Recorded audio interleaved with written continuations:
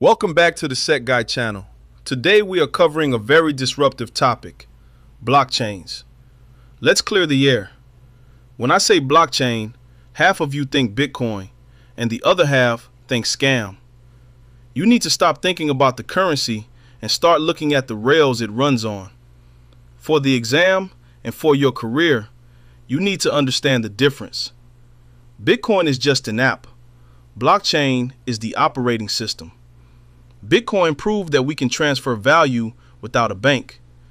But the real revolution isn't about moving money. It is about moving trust. And right now, our current system of trust, the Social Security number, is broken. Here is the problem with your Social Security number. It is a static identifier. It's like a password you can never change. If a hacker steals it from a credit bureau like Equifax, they become you. They can open loans, file taxes, and ruin your life because the system assumes whoever knows the number is the person. This is where blockchain changes the game.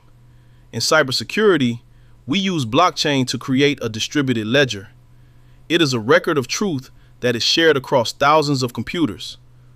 Once a block is written, it is immutable. That means it cannot be changed, deleted, or hacked without breaking the entire chain.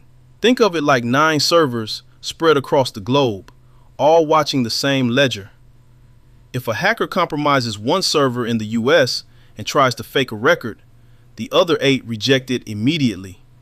They know the truth. This is the strength and security of the blockchain. It relies on consensus, not a single administrator. Now, imagine applying that to your identity. Instead of a 9-digit number stored on a server, you have a decentralized identity.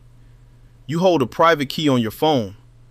When a bank asks who you are, you don't give them your data to store.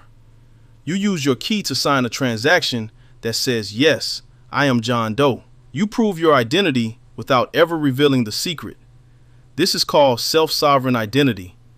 It eliminates the single point of failure. The future isn't about memorizing port numbers. It's about understanding that we are moving from a database world where corporations own your identity to a wallet world where you own it. The security engineers who build those architectures are the ones who will write the rules for the next 20 years. Study the tech, but master the strategy. Head over to SecGuy.org to learn more about blockchains.